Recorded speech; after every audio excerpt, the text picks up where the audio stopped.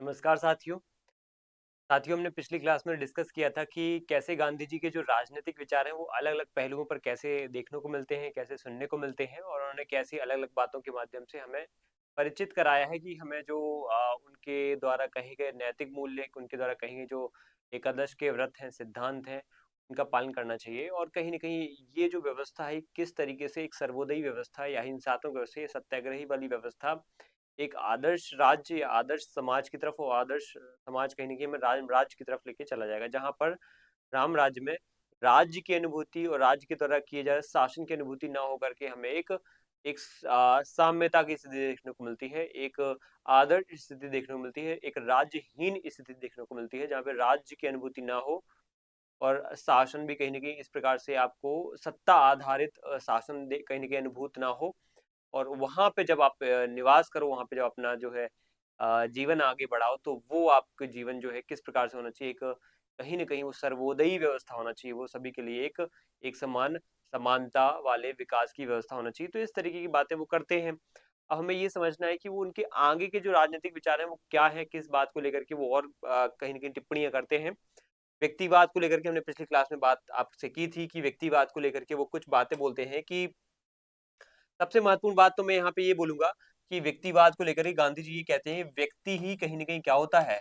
साध्य होता है। व्यक्ति ही क्या होता है? साध्य होता है और इस साध्य को प्राप्त करने के लिए जो राज्य होता है, ये क्या होता है? राज्य क्या होता है? साधन होता है। तो व्यक्ति को यहाँ पे उन्होंने क्या माना है? साध्य माना है, एंड माना है, यही क्या है? अंतिम लक्ष्य है और उसमें जो साधन होगा वो मीन क्या होगा? मीन यहाँ पे होगा यहाँ पे राज्य। तो इस प्रकार की अप्रोच में जाकर के गांधी जी जो है बात कहते हैं और फिर वो उनका राजनीतिक जो दर्शन है उसके केंद्र में राज नहीं है बल्कि व्यक्ति हम कह सकते हैं। उसके राजनीतिक दर्शन का केंद्र जो है क्या है?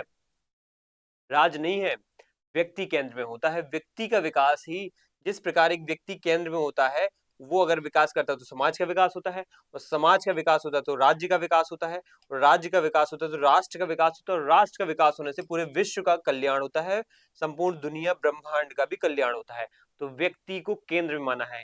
ये संरचना आपको दिखाती है कि व्यक्ति यहाँ पे केंद्र में होता है और व्यक्ति को अगर हमने केंद्र में माना है तो यहाँ पे संपूर्ण विश्व का कल्याण भी हो सकता है, जो बाहर में संपूर्ण यहाँ पे विश्व भी क्या है? कल्याण अपना विश्व का कल्याण भी हो सकता है। इस प्रकार की अप्रोच से हम यहाँ पे अगर गांधी जी को समझें तो वो व्यक्ति के विकास, व्यक्ति के बौद्धिक, मानसिक, आत्मिक, सामाजिक, राजनीतिक विकास की बात करते हैं, जीवन के विकास की बात करते हैं वो। अगर इसमें हमने सुसंगठित तरीके से उसका विकास कर दिया तो ऑटोमेटिक सभी व्यवस्थाएं ठीक हो जाएंगी। इसके बाद उनका कथन है कि व्यक्ति एक सचेत नैतिक प्राणी है, जबकि राज्य क्या होता है? आत्महीन मशीन के रूप में होता है। इसके अंदर आत्मा नहीं होती है। व्यक्ति के लिए क्या है? राज्य व्यक्ति के लिए है, ठीक है? राज्य क्या है? इसलिए है क्योंकि वो व्यक्ति का विकास करना चाहता है, ठीक है? व्यक्ति राज्य के लिए नहीं होता है। राज्य का निर्माण व्यक्ति के विकास के लिए हुआ है, ना कि व्यक्ति का जन्म राज्य की सेवा के लिए हुआ है। यदि राज्य व्यक्ति की अंतरात्मा यानी कॉन्साइंस के खिलाफ आदेश दे तो व्यक्ति को उसका विरोध करने का पूरा अधिकार होना चाहिए। आपको बात ये पता होना चाहिए कि गांधी जी एक बहुत अच्छे तरीके से कहने की कोशिश ये करते हैं कि एक व्यक्ति को यहाँ पे कुछ बातों पे बहुत ध्यान देना जरूरी है। वो कौन सी बातें हैं? वो है व्यक्ति आधारित बातें या फिर हमारे जो शासन व्यवस्था है उसको सबसे महत्वपूर्ण तौर पे एक व्यक्ति आधारित व्यवस्था पे ध्यान देना चाहिए। शासन की सबसे बड़ी बुराई क्या होती है? शासन की सबसे बड़ी बात ये होती है कि वो व्यक्ति को यहाँ पे व्यक्ति न मान करके यहाँ पे क्या मानते हैं? व्यक्ति को एक व्यक्ति ना मान करके यहाँ पे व्यक्ति को मतलब एक एक चेतना आधारित, एक विवेकशील आधारित जो है उसका मूल्य, उसका इकाई का स्वरूप ना मान करके उसको एक सिर्फ और सिर्फ एक साधारण से इंसान समझ करके उसको सेवा उसके प्रति जो है अपनी शासन प्रवृत्ति को आगे बढ़ाने की, एक राजनीति को आगे बढ़ाने की एक प्रक्रिया संचालित करता है। ऐसा नहीं होना चाहिए। यहाँ पे शासन या राज्य का मुख्य काम व्यक्ति के विवेक, व्यक्ति के बौद्धिक जो विचार हैं, इन सब को समझ करके उनको यहाँ पे सुनियोजित ढंग से उनको क्या करना चाहिए? एक अच्छे शासन देने की यहाँ पे क्या करना चाहिए? कोशिश करना चाहिए। तो हम यहाँ पे बात करें कि यहाँ पे अंतरात्मा के खिलाफ आदेश दे तो व्यक्ति को उसका विरोध करने का भी पूरा अधिकार होना चाहिए। व्यक्ति यहाँ पे ज़्यादा ताकतवर है, ना कि राज्य। ठीक है? व्यक्तिवादी हैं गांधी जी। इस बात से हम यहाँ पे प्रूव कर रहे हैं आपको हर एक स्लाइड में कि गांधी जी कैसे हैं। गांधी जी के एकादश व्रत हमने पढ़े। गांधी जी ने अपराधों को लेकर के क्या बात बोली? उन्होंने बोला है कि अपराधी ज्यादा यहाँ पे क्या है? निर्दोष है बजाय अपराध के। अपराध जो है ना उसको हमें क्या करना चाहिए? कोशिश करना चाहिए कि इसको खत्म करें। अपराधी को हमें दंड देने से कुछ नहीं मिलेगा, हमें अपराध को यहाँ पे रोकना चाहिए, अपराध की जो प्रक्रिया है उनको यहाँ पे नोटिस करना पड़ेगा। अपराधी से घृणा नहीं करना चाहिए, अपराध से घृणा करना चाहिए, ये गांधी जी के विचार थे। ठीक है, उसके बाद व्यक्तिवाद पढ़ा। अब हम पढ़ते हैं विकेंद्रित और ग्राम स्वराज, विकेंद्रित व्यवस्था और ग्राम स्वराज। तो हम सब जानते हैं कि हमारे देश में एक व्यवस्था जो है वो किस प्रकार की व्यवस्था है। वो ये व्यवस्था है कि एक जो ग्राम स्वराज है, ठीक है, सबसे केंद्र में हम जानते हैं ग्राम है। ठीक है, मान लो ये ग्राम है। अगर हम व्यक्ति आधारित व्यवस्था की बात करें तो सबसे केंद्र में तो हम व्यक्ति को लेंगे। ठीक है, सबसे केंद्र में हम किसको लेंगे, व्यक्ति को लेंगे। देखो केंद्र में एक व्यक्ति है, व्यक्ति से मिलके हम मान लेते हैं एक सामाजिक व्यवस्था बनती है, एक परिवार बनता है। ठीक है, सामाजिक संस्था परिवार बनता है, परिवार से ग्राम बनता है या फिर एक ग्राम समूह बनता है, ग्राम समूह से फिर हमें क्या मिलता है, एक राज्य मिलता है, राज्य या प्रांत कह सकते हो, राजनीतिक रूप से उसको प्रांत। और प्रांत के बाद हमें राष्ट्र देखने को मिलता है, राष्ट्र की संरचना। और राष्ट्र की संरचना के पश्चात हमें क्या देखने को मिलेगा, यहाँ पे राष्ट्र की संरचना के बाद हमें मिलेगा देखने को यहाँ पे विश्व की संरचना मिलेगी देखने को, ये विश्व। तो इस प्रकार से क्या होना चाहिए, एक केंद्रित समाज होना चाहिए जिसके केंद्र में कौन होता है, व्यक्ति होता है।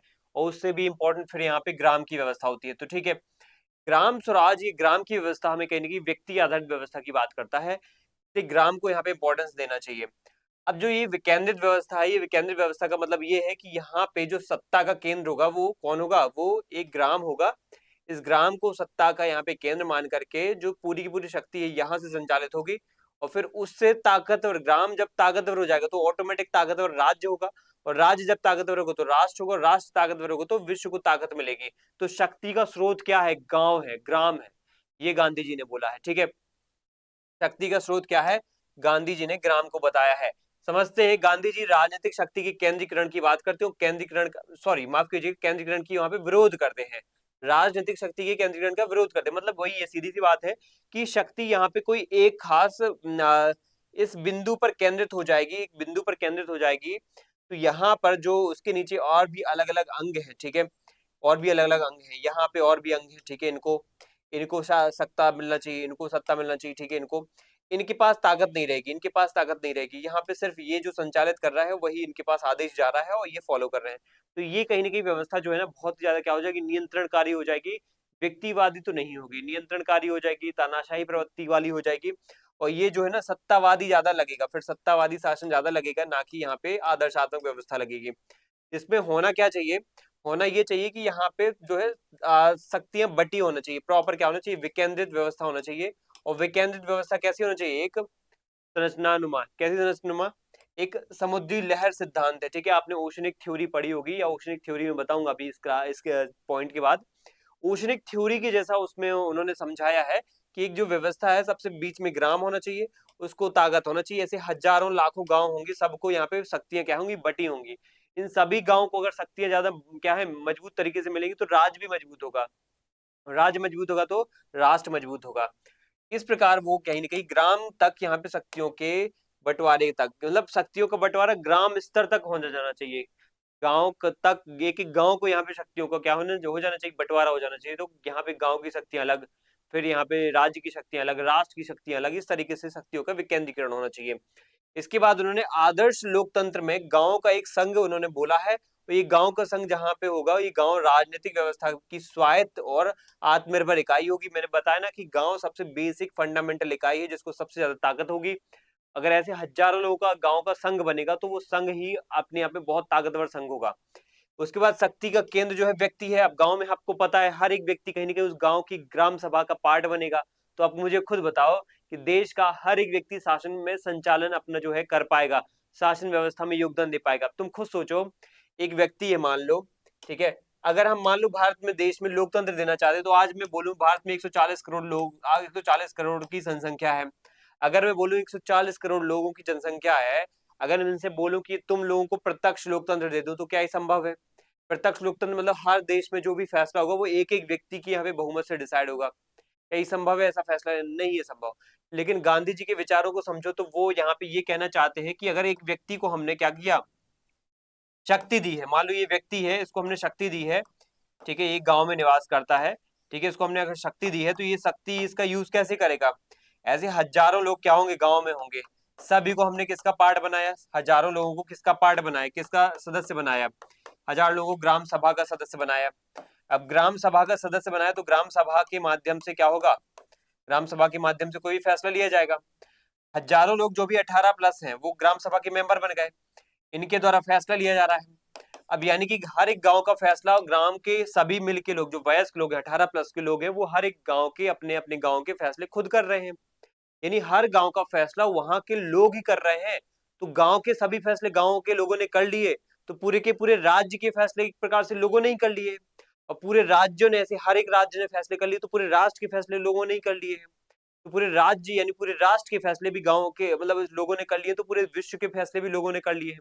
कहने वाली बात वही है कि जब एक गांव के फैसले लोगों ने कर लिए तो ऐसे हजारों गांव और भी होंगे, हजारों गांव और भी होंगे, हजारों गांव में इसी तरीके की व्यवस्था होगी, राजनीतिक व्यवस्था होगी, तो हजारों गांव अपने आप में क्या हो जाएंगे, आत्मनिर्भर हो जाएंगे। तो राज्य की स्थिति हो जाएगी सभी गांव में, सभी गांव के हर एक व्यक्ति के पास अपने राज्य की व्यवस्था, स्वराज की व्यवस्था उसके पास होगी, खुद का शासन करने की व्यवस्था होगी, खुद के शासन को अपने तरीके से ढालने की व्यवस्था उसके पास होगी, अधिकार होगा उसके पास।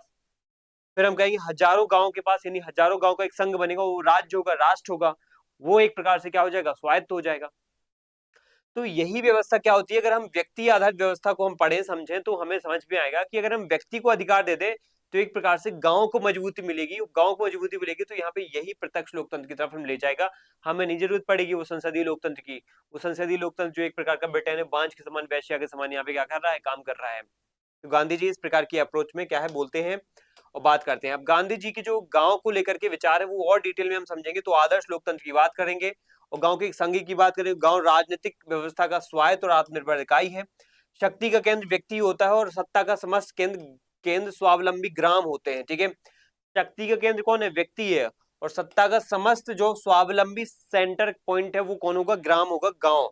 यानी कि कोई व्यक्ति अगर फैसला ले रहा है, ठीक है, तो उसको क्या करना क्या नहीं करना, तो वो कहाँ जाके अपनी बात रखेगा, ग्राम सभा में रखेगा। सीधी सी बात है, जैसे ये पंचायत चल रही है, कोई व्यक्ति को क्या लग रहा है, क्या विचार लग रहा है, वो सभी आपस में मिलजुल करके यहाँ पे देखो फैसले ले सकते हैं, है कि नहीं, कोई ना कोई यहाँ पे पॉइंट अपना रख सकता है। यहाँ पे ऐसी समस्या नहीं कि कोई बहुत ही पीछे रहा है, बहुत पिछड़ा हुआ है तो अपनी बात ही नहीं रख पाएगा। गांव में ज्यादा लोगों की पॉपुलेशन नहीं है, तो गांव कहीं ना कहीं यहाँ पे सबकी बात को यहाँ पे कंसिडर कर सकते हैं, सुन सकते हैं। गांव के जो बड़े लोग हैं, मुखिया लोग हैं, वो सभी की बातों को समझ सकते हैं, सुन सकते हैं, उनपे अपनी विचार विमर्श कर सकते हैं। कोई यहाँ पे अनछुआ नहीं रह जाएगा, कोई यहाँ पे वंचित नहीं रह जाएगा, कोई यहाँ पे पिछड़ा स्थिति में नहीं रह जाएगा। तो जब गांव स्तर पे हम इस तरीके से लोगों की हर एक मांगों को, हर एक उनकी बातों को कंसिडर करेंगे, उनकी सोच को यहाँ पे महत्व देंगे, तो यहाँ पे हर एक व्यक्ति अपनी इंपॉर्टेंस समझ पाएगा। हर एक व्यक्ति को एक सम्मान का भाव, हर एक व्यक्ति को यहाँ पे अपना स्वराज का भाव यहाँ पे कहीं ना कहीं उसके अंदर जागृत होगा कि हाँ, अब है मेरा स्वराज, मैं अपनी सामाजिक, अपनी आर्थिक, अपनी राजनीतिक मांगों को यहाँ पे रख सकता हूँ, बोल सकता हूँ, बता सकता हूँ। गांधी जी जब कहते हैं व्यक्ति को इस तरीके की शक्ति मिल जाती है ना, तो उसका जो जो सत्ता का समस्त केंद्र होता है ना, वो गांव तक सीमित हो जाता है ना। तो यही वास्तव रूप में जो व्यवस्था है ना, वास्तविक व्यवस्था जो है ना, यही व्यवस्था कहीं ना कहीं जो है पूरी तरीके से विकेंद्रित ग्राम स्वराज की तरफ ले जाती है हमें। और यही व्यवस्था फिर गांव से फिर धीरे धीरे आगे बढ़ेगी, तो ये कार्यकारी शक्तियां जो है ना जिला स्तर तक ये देखने को मिल जाती है। तो इस प्रकार से जो संरचना है ना बढ़ती जाती है। मतलब मेरी बात आप लोग समझ पा रहे हो कि गांव को अगर हम सशक्त कर दिए तो राज्य सशक्त, और राज्य सशक्त हो जाएगा तो फिर देश या राष्ट्र भी सशक्त हो जाएगा। इस तरीके से बातें यहाँ पे बोली जाती है गांधी जी के माध्यम से। अब आता है यहाँ पे लास्ट पॉइंट, यहाँ पे वो है लोकतंत्र का सामुदायिक या सामुद्रिक वृत्त सिद्धांत। यही है वो थ्योरी जिसके माध्यम से उन्होंने गांव की सत्ता को, व्यक्ति की सत्ता को यहाँ पे कहीं ना कहीं क्या है निर्धारित किया है या फिर जस्टिफाई किया है, न्यायोचित बताया है। कि oceanic circle theory of democracy मतलब ये है कि जैसे एक समुद्र में, अगर मान लो समुद्र में कोई भी जगह है, कहीं भी पानी भरा हुआ है कोई भी जगह पे, अगर उसमें तुमने कोई कंकड़ फेंका यहाँ पे, तो उसमें कैसी लहरें, ऐसी गोल गोल लहरें उठती हैं, ऐसी गोल गोल लहरें, ठीक है, और एक दूसरे से दूर चली जाती हैं वो लहरें, ठीक है, ऐसे दूर चली जाती हैं। तो वही बात है, केंद्र में जो एक कोई भी आपने ऐसा कंकड़ फेंका, पत्थर फेंका, तो वो लहरें ऐसी फैलती जाती हैं दूर से, ऐसे दूर वो लहरें फैलती जाती हैं।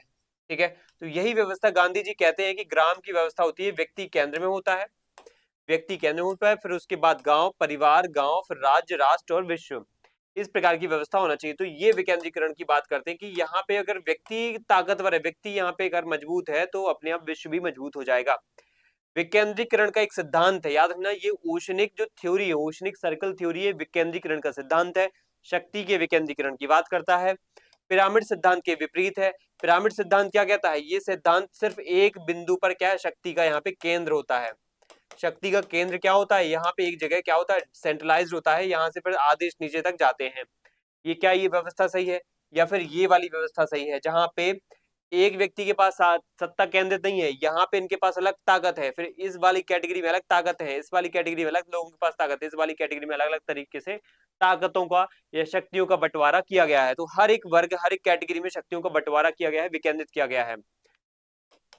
अब अगर हम बात करें यहाँ पे, तो गांधी जी ये कहते हैं, गांधी जी कहते हैं कि शक्ति का समस्त केंद्र स्वावलंबी ग्राम होते हैं, ग्रामों को उन्होंने शक्ति का केंद्र बताया है।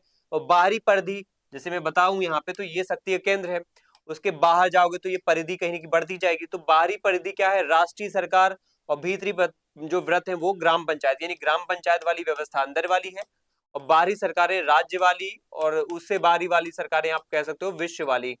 तो एक प्रकार से ग्राम, राज्य, विश्व या राष्ट्र भी बीच में लगा सकते हो, राज्य वाली व्यवस्था या राष्ट्र वाली व्यवस्था भी आप ऐड कर सकते हो इसमें, ठीक है। तो ये व्यवस्थाएं क्या होती है, एक प्रकार से हमें विकेंद्रीकरण को दिखाती हैं, हमें एक प्रकार से सामुद्रिक व्रत सिद्धांत की मदद से विकेंद्रीकरण को परिभाषित करती हैं, और इनको नष्ट करने के लिए शक्ति का प्रयोग नहीं करेगी, बल्कि उन्हें शक्ति देगी। मतलब कहने वाली बात है कि ग्राम अगर शक्तिशाली होगा तो राज्य शक्तिशाली हो जाएगा, और राज्य होगा तो राष्ट्र होगा, राष्ट्र होगा तो विश्व शक्तिशाली होगा, और विश्व या राज्य या राष्ट्र को कभी भी ग्राम व्यवस्था को कमजोर नहीं करना चाहिए, क्योंकि ग्राम व्यवस्था अगर कमजोर होगा तो बाकी सभी व्यवस्थाएं जो है ना, ढांचा जो है वो सभी चरमरा जाएगा। तो हमें सभी की मजबूती पर ध्यान देना है। अब गांधी जी के अधिकारों को लेकर क्या विचार है, ऑलरेडी हम वैसे पढ़ चुके हैं। गांधी जी के विचार हमेशा ये है गांधी जी के, कि एक व्यक्ति के पास अधिकार तब होने चाहिए जब कुछ वो कर्तव्यों का पालन करे। तो अधिकार की बजाय यहाँ पे क्या है, अधिकारों के साथ साथ, यहाँ पे ये कहेंगे कि अधिकारों के साथ साथ, यहाँ पे वो किस पे बल दे रहे हैं, अधिकारों के साथ साथ, यहाँ पे किस पे बल दे रहे हैं, कर्तव्यों पर बल दे रहे हैं। तो कर्तव्यों की बात यहाँ पे उन्होंने की है कि अधिकारों के साथ साथ कर्तव्यों का भी महत्व होना चाहिए, ठीक है। गांधी जी ने ये बातें बोली हैं। कर्तव्यों के महत्व को लेकर के एक दो बात बता देता हूं, वो ये है कि कर्तव्यों को महत्व तो दिया उन्होंने, लेकिन उसमें उन्होंने निष्ठा पूर्वक उनका पालन करने को लेकर के उन्होंने बोला कि जब एक व्यक्ति अगर निष्ठा पूर्वक कर्तव्यों का पालन करता है तो ऑटोमेटिक उसको अधिकार मिल जाते हैं, अधिकार स्वतः मिल जाते हैं, ये बात काम की है हमारी। और यहाँ पे उसका महत्व या तत्व की बात करें तो आदर्श लोकतंत्र में व्यक्ति अपने अधिकारों की बजाय अपने कर्तव्यों के प्रति क्या होते हैं, ज्यादा जागरूक होते हैं और ज्यादा सचेत होते हैं, कि मुझे अधिकार तो बाद में मिले, लेकिन मुझे कुछ खास कर्तव्य पूरे करने हैं, समाज के प्रति, अपने खुद के प्रति, समाज के प्रति, परिवार के प्रति, राज्य राष्ट्र के प्रति। वो बातें उसको कहीं ना कहीं अधिकारी बनाती हैं बहुत सारे राइट्स को लेकर के। गांधी जी अधिकारों का उपयोग औचित्य और मर्यादा की सीमाओं में करने की बात करते हैं, कि आपको अधिकारों का प्रयोग ऐसे करना चाहिए कि दूसरों के अधिकारों का हनन ना हो। दूसरों के अधिकारों का यहाँ पे क्या है, उसमें एक जो है सीमा लगाने का काम करें वो, या सीमित करें वो। तो हमें इस प्रकार से अधिकारों का प्रयोग करना है जिससे दूसरों के राइट्स वॉलेशन ना हो। ये अप्रोच गांधी जी की है। इसके बाद अब गांधी जी का मानना था कि स्वतंत्रता स्वच्छंदता विहीन होना चाहिए। स्वतंत्रता और स्वच्छंदता को लेकर गांधी जी के विचार क्या है उनको समझिए थोड़ा सा। गांधी जी के स्वतंत्रता और स्वच्छंदता को लेकर के गांधी जी कहते हैं स्वतंत्रता क्या होती है, स्वतंत्रता और स्वच्छंदता क्या होती है, ये हमें समझना जरूरी है। स्वच्छंदता जो होती है वो क्या होती है, एक प्रकार से एक स्वतंत्रता एक सीमित रूप से क्या है, सीमित रूप से आपको क्या करना, निर्भरता खत्म करने या फिर आजाद होना, ठीक है, सीमित रूप से आजादी। और ये जो स्वच्छंदता होती है क्या होती है, असीमित, असीमित, अनियंत्रित, ठीक है, और अनियंत्रित और अनियमित, अनियमित भी बोल रहा हूं, अनियमित और अनैतिक, अनैतिक रूप से की गई आजादी की अधिकार, अनैतिक रूप से प्राप्त आजादी, या इस आजादी का उपयोग जब करते हैं तो हम कहते हैं, जब हम स्वच्छंद होकर के अनैतिक रूप से अपनी आजादी का प्रयोग करते हैं तो हम कहते हैं कि आप क्या हो गए हो, स्वच्छंद हो गए हो। बात यह है कि सीमित रूप से आजादी का प्रयोग करना चाहिए, जिसमें एक व्यक्ति के अपना भला के साथ, अपना भलाई करने के साथ साथ दूसरे की भलाई भी हो। अपनी भलाई करने के साथ साथ दूसरों का नुकसान कर दोगे तो ये स्वतंत्रता नहीं होगी, ये स्वच्छंदता होगी। दूसरों का क्या कर सकते हो तुम, यहाँ पे नुकसान कर सकते हो। तो ये गांधी जी बोल रहे हैं बहुत ध्यान से, कि आपको स्वतंत्रता की बजाय यहाँ, माफ कीजिएगा, स्वच्छंदता की बजाय यहाँ पे स्वतंत्रता पे ध्यान देना चाहिए, स्वच्छंदता विहीन व्यवस्था होना चाहिए, स्वतंत्रता स्वच्छंदता विहीन व्यवस्था होना चाहिए, ये बात उन्होंने बोली है। तो ओवरऑल हमारा निष्कर्ष क्या निकल रहा है, आखिर गांधी जी कैसे हैं। गांधी जी का अगर लोकतंत्र की बात करेंगे तो आपको एक बात मैं बार बार बता चुका हूं, संसदीय लोकतंत्र को उन्होंने बहुत बेहतरीन तरीके से क्रिटिसाइज किया है, नकारात्मक बताया है, उसको बांझ से तुलना की, उसकी वैश्या से तुलना की है, इस प्रकार से आप याद रखना। उसमें ब्रिटिश पार्लियामेंट का तो बहुत ही बुरी तरीके से उन्होंने क्या किया है, आलोचना की है ब्रिटिश पार्लियामेंट से, एक प्रकार से विंस्टन चर्चिल से बदला ले लिया है, क्योंकि विंस्टन चर्चिल ने क्या बोला था, है ना, भूखा, या वो माफ कीजिएगा, अधनंगा फकीर जैसी वर्ड बोले थे, ठीक है। और यहाँ पे गांधी जी ने उनकी संसदीय व्यवस्था को क्या बोल दिया है, तुम्हारी संसदीय व्यवस्था क्या है, बांझ वैश्या के समान है। तो इस तरीके से उन्होंने क्या है, क्रिटिसाइज किया है। व्यक्ति, व्यक्ति को लेकर के आपको बता चुका हूँ, व्यक्ति को साध्य और व्यक्ति राज्य को यहाँ पे साधन माना है, व्यक्ति की अंतरात्मा ही सर्वोच्च है। व्यक्ति में दो गुण होते हैं, एक तो पशुवत प्रवृत्ति के, वो एक होती है अंतरात्मा के। पशुवत की वजह से वो हिंसा में चला जाता है, हो अंतरात्मा में का विकास करने से वो किसमें चला जाता है, अंतरात्मा की विकास करने से वो आदर्श स्थिति में चला जाता है, इसलिए उसको आदर्श या अंतरात्मा पे बल देना चाहिए। राष्ट्रवाद को लेकर गांधी जी बोलते हैं मानवतावादी राष्ट्रवादी व्यवस्था होना चाहिए, देश की आजादी विश्व सेवा के लिए होने चाहिए। हम अगर आजादी चाहते तो वो हमें ग्राम स्वराज हो, ग्राम स्वराज के माध्यम से विश्व कल्याण की बात हम कर रहे हैं। हमें बस सत्ता प्यारी नहीं है इसलिए हम आजादी नहीं चाहते, हमें कल्याण करना है इसलिए आजादी चाह रहे हैं हम। बहुमत की बात करें तो बहुमत को लेकर गांधी जी कहते हैं बहुमत सत्य की कसौटी नहीं है, अकेला सत्याग्रह भी सही हो सकता है। मतलब हमेशा आपके पास बहुत बड़ी टीम हो, बहुत बड़ा ग्रुप हो, तभी आप सफल होगे, ये ऐसा सही नहीं है, ये ऐसा सत्य नहीं है। आपके अंदर अगर बदलाव करने की अकेले की क्षमता है ना, तो भी आप दुनिया को बदल सकते हो, ये मैटर करता है। तो धर्मनिरपेक्षता, धर्मनिरपेक्षता को लेकर के सर्वधर्म समभाव है, मतलब ये नहीं कि धर्म से अलग हो जाओ। गांधी जी की धर्मनिरपेक्षता या हमारे भारत की संपूर्ण अभी वर्तमान में जो धर्मनिरपेक्षता गुण है, वो ये नहीं कि सभी धर्मों से अलग होकर के काम करना, सभी धर्मों के साथ मिलके काम करना और सभी को बराबर यहाँ पे इज्जत देना, सम्मान देना, वो होता है सर्वधर्म समभाव। तो ये गांधी जी ने नैतिकता का कहीं ना कहीं इसको एक अनिवार्य रूप हिस्सा माना है कि अगर सर्वधर्म समभाव के माध्यम से यहाँ पे धर्मनिरपेक्षता नहीं होगी तो ये कहीं ना कहीं हमारे देश के लिए क्या होगा, ये हमारी राजनीति को लेकर ये अनैतिकता की बात पैदा कर देगा। तो ये हमने कहीं ना कहीं यहाँ पे गांधी जी के जो है बाकी बचे हुए राजनीतिक विचार पूरे कर लिए हैं।